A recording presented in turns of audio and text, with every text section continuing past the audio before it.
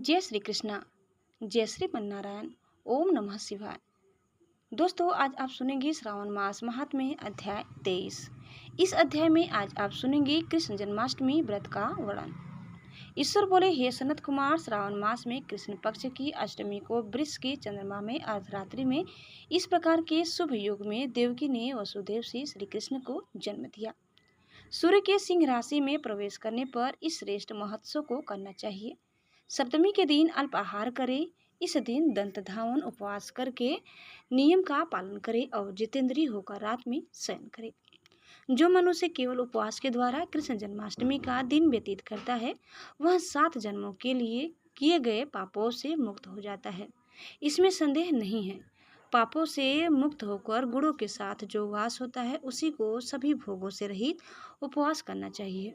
अष्टमी के दिन नदी आदि के निर्मल जल में तिलों से स्नान करके किसी उत्तम स्थान में देवकी का सुंदर सूती का गृह बनाना चाहिए, जो अनेक वर्ण के वस्त्रों, कलशों, फलों, पुष्पों तथा दीपों से सुशोभित हो और चंदन तथा अगरू से सुवासित हो। उसमें हरिवंश पुराण के अनुसार गोकुल लीला की रचना करे और उसे बाजों की ध्वनियों तथा नृत्य गीत आदि मंगलों से सदा युक्त रखे। उस गृह के मध्य में षष्ठी देवी की प्रतिमा सहित स्वर्ण, चांदी, ताम्र, पीतल, मिट्टी, काष्ठ अथवा मणि की अनेक रंगों से लिखी हुई श्री कृष्ण की प्रतिमा स्थापित करें। वहाँ 8 सल्ले वाले पर्यंक के ऊपर सभी शुभ लक्षणों से संपन्न प्रसूतावस्था वाली देवी की मूर्ति रखकर उन सबको एक मंच पर स्थापित करें और उस पर्यंक में स्तनपान करते हुए सुप्त बाल रूप श्री कृष्ण को भी स्थापित करें। उस सूती कागरी में एक स्थान पर कन्या को जन्म दी हुई यशोदा को भी कृष्ण के समीप रखे।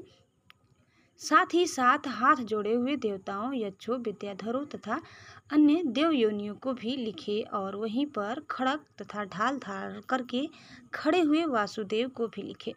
इस प्रकार कश्यप के रूप में अवतीर्ण वसुदेव जी अतिथि स्वरूपा देव की शेष नाग के अवतार बलराम, अदिति के ही अंश से प्रादुर्भूत यशोदा, दक्ष प्रजापति के अवतार नंद, ब्रह्मा के अवतार गर्गाचार्य, सभी अप्सराओं के रूप में प्रकट, गोपिका वृंद, देवताओं के रूप में जन्म लेने वाले गोपगण, कालनेमी स्वरूप कंस, उस कंस के द्वारा ब्रज में भेजे गए वृषासुर, वत्सासुर, कोल या पीड़, केसी आदि असुर, हाथों में शास्त्र लिए हुए दानव तथा यमुना दह में स्थित काली नाग, इन सब को वहाँ चित्रित करना चाहिए।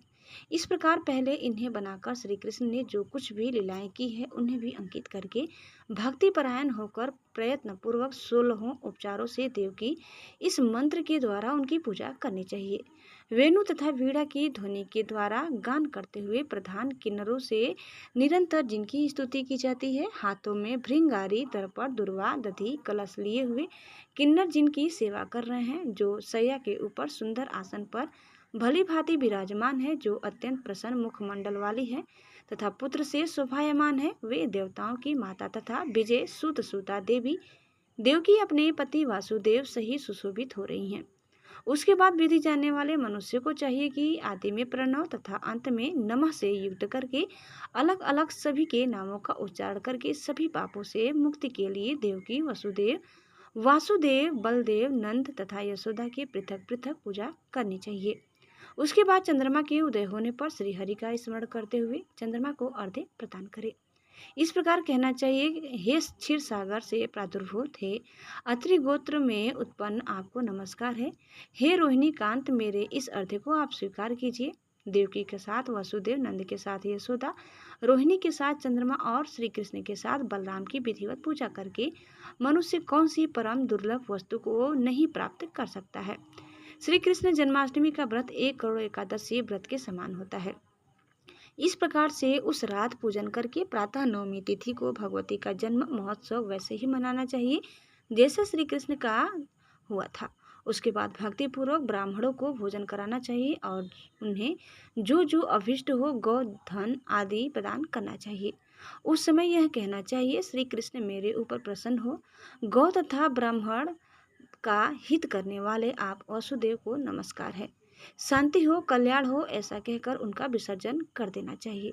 उसके बाद मौन होकर बंधु बांधवों के साथ भोजन करना चाहिए। इस प्रकार जो प्रत्येक वर्ष विधान पूर्वक कृष्ण तथा भगवती का जन्म महोत्सव मनाता है वह यथोक्त फल प्राप्त करता है। उसे पुत्र, संतान, आरोग्य तथा अतुल सौभाग्य प्राप्त होता है। वह इस लोक में धार्मिक बुद्धि वाला होकर मृत्यु के बाद वैकुंठ लोक को जाता है। हे सनत कुमार, अब इसके उद्यापन का वर्णन करूंगा। इसे किसी पुण्य दिन में विधि पूर्वक करे। एक दिन पूर्व एक बार भोजन करे और रात में हृदय में विष्णु का स्मरण करते हुए शयन करे। इसके बाद प्रातः काल संध्या आदि कृत्य संपन्न करके ब्राह्मणों स्वस्ति वाचन कराएं और आचार्य का वर्ण करके ऋषिज्यों की पूजा करें। इसके बाद वित्त साठ्य से रहित होकर एक पल अथवा उसके आधे अथवा उसके भी आधे पल सुवर्ण की प्रतिमा बनवानी चाहिए और इसके बाद रचित मंडप में मंडल के भीतर ब्रह्मा आदि देवताओं की स्थापना करें। इसके बाद वहां तांबे अथवा मिट्टी का एक घट स्थापित करे और उसके ऊपर चांदी या बांस का एक पात्र रखे। उसमें गोविंद की प्रतिमा रखकर वस्त्र से आच्छादित करके व्यक्ति 16 उपचारों से वैदिक तथा तांत्रिक मंत्रों के द्वारा विधिवत पूजन करे। इसके बाद शंख में पुष्प, फल, चंदन तथा नारिकेल फल सहित शुद्ध जल लेकर पृथ्वी पर घुटने टेक कर यह कहते हुए देवकी सहित भगवान श्री कृष्ण को अर्घ्य प्रदान करे। कंस के वध के लिए, पृथ्वी का भार उतारने के लिए, कौरवों के विनाश के लिए तथा दैत्यों के संहार के लिए आपने अवतार लिया है। हे हरे, मेरे द्वारा प्रदत्त इस कार्य अर्घ्य को आप देवकी सहित ग्रहण करें। इसके बाद बुद्धिमान को चाहिए कि चंद्रमा को पूर्वोक्त विधि से अर्घ्य प्रदान करे। पुनः भगवान से प्रार्थना करे, हे जगन्नाथ, हे देवकी पुत्र, हे प्रभु, हे वसुदेव, हे अनंत, आपको नमस्कार है। भवसागर से मेरी रक्षा कीजिए। इस प्रकार देवेश्वर से प्रार्थना करके रात्रि में जागर करना चाहिए। पुनः प्रातः काल शुद्ध जल में स्नान करके जनार्दन का पूजन खीर, तिल और घृत से मूल मंत्र के द्वारा भक्ति पूर्वक 108 आहुति देकर पुरुष सूक्त से हवन करे और पुनः इदम विष्णुर्वी चक्र में इस मंत्र से केवल घृत यानी घी की आहुतियाँ देनी चाहिए। पुनः पूर्ण आहुति देकर तथा होम से संपन्न करने के अनंतर आभूषण तथा वस्त्र आदि से आचार्य की पूजा करनी चाहिए। उसके बाद व्रत की संपूर्णता के लिए दूध देने वाली सरल स्वभाव वाली बछड़े से युक्त उत्तम लक्षणों से संपन्न सोने की सींग, चांदी के खूर, कांसे की दोहनी, मोती की पूंछ, ताम्र के पीठ तथा सोने के घंटे से अलंकृत की हुई एक कपिला गौ को वस्त्र से आच्छादित करके दक्षिणा सहित दान करना चाहिए। इस प्रकार दान करने से व्रत संपूर्णता को प्राप्त होता है। कपिला गौ के अभाव में अन्य गौ भी दी जा सकती है। इसके बाद ऋषिज्यों को यथायोग्य दक्षिणा प्रदान करें। इसके बाद 8 ब्राह्मणों को भोजन कराएं और उन्हें भी दक्षिणा दें। पुनः सावधान होकर जल से परिपूर्ण कलश ब्राह्मणों को प्रदान करें और उनसे आज्ञा लेकर अपने बंधुओं के साथ भोजन करें। हे ब्रह्मपुत्र, इस प्रकार व्रत का उद्यापन कृत्य करने पर वह बुद्धिमान मनुष्य उसी क्षण पाप रहित हो जाता है और पुत्र पौत्र से युक्त तथा धन धान्य से संपन्न होकर बहुत समय तक सुख का उपभोग कर अंत में वैकुंठ प्राप्त करता है। दोस्तों, इस प्रकार श्री स्कंद पुराण के अंतर्गत ईश्वर सनत कुमार संवाद में श्रावण मास महात्म्य में श्री कृष्ण जन्माष्टमी व्रत कथन नामक 23वां अध्याय पूर्ण हुआ। उम्मीद करते हैं कि आपको हमारी आज की यह कथा जरूर पसंद आई होगी। कैसी लगी कमेंट करके बताइए। चैनल में नए हैं तो प्लीज़ लाइक, शेयर और सब्सक्राइब करना न भूलें। धन्यवाद। जय श्री कृष्णा, जय श्रीमन नारायण। एक बार प्रेम से बोलिए श्री बांके बिहारी लाल की जय।